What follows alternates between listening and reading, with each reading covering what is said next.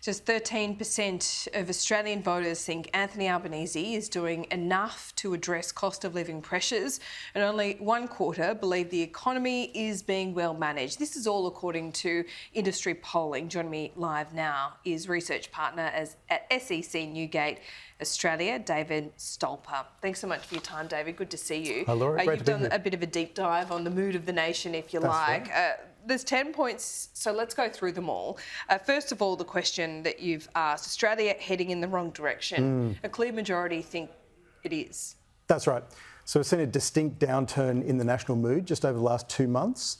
For the first time, we do have a clear majority of Australians who actually think the country is going in the wrong direction at 61%.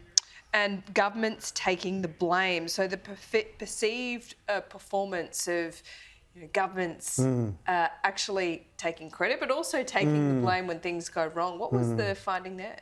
That's right. So we've seen a deterioration in government performance across all of the states and also nationally as well. So nationally, we've seen the federal government's performance drop by 7%, but also some large falls all across the country. Voters want action on cost of living pressures, interest rates, housing affordability and crime. Yep. What did you find here? Well, all of those things really. So these are the big ones really. So people are doing it tough, families are doing it tough.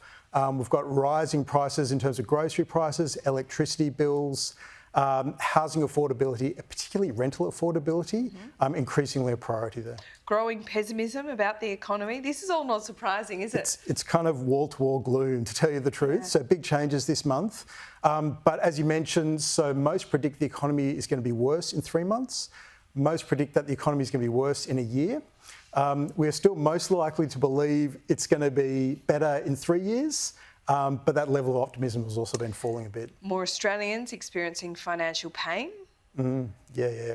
Quite distinct there. So we saw a 7% increase in the proportion of Australians who are experiencing financial difficulty, particularly women, people in casual work, middle-aged people, those paying a mortgage, those paying their rents and so forth. So obviously, overall, the findings here from your research is that the national mood is pretty sour at the moment. That's right. The mood is souring over the last 2 months. All right. Okay. So let's go to some specific policy areas. We've talked a lot about the voice. You've also found that support for the voice, social issues and defence spending, they're all on the decline. Yep. So they're amongst the priorities that have been dropping. So climate change we now see as a mid-tier issue compared to where it was the last federal election. Support for the voice has been widely reported. That's been falling quite significantly over the last couple of months.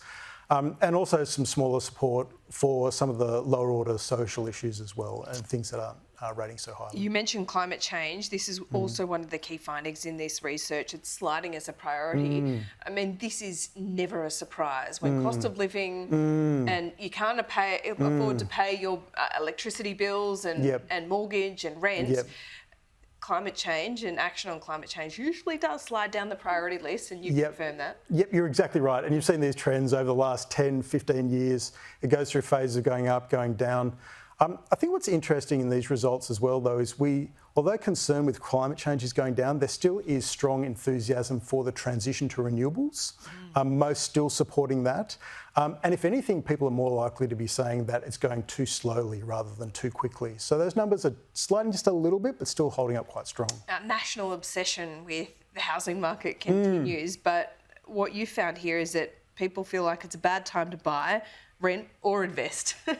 Absolutely. All those three things. The housing market's still strong. I know. Go figure. Exactly. So it's a strange time we're living in.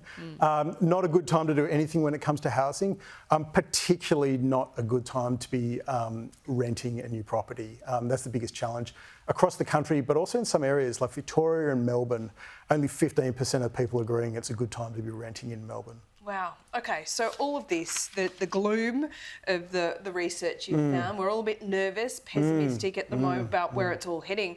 What do you do with this research and what should governments do, I guess? Well, I think government will be very closely attuned to what the mood of the nation is. Some of these stresses we've been finding have been widely reported, but it is the degree of change. I mean, government has to take actions on these things.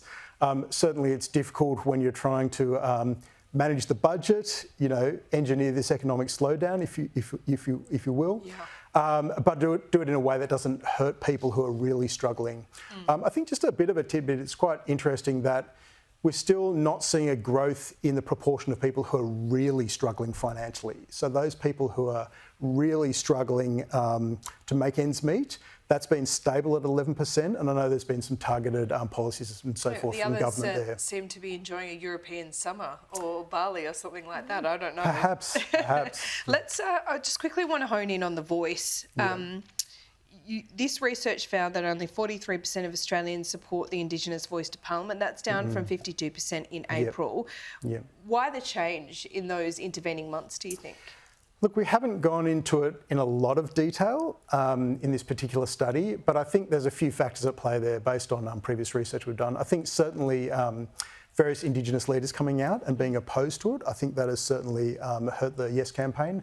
And I think also, in a way, it's a little bit of a victim of the times.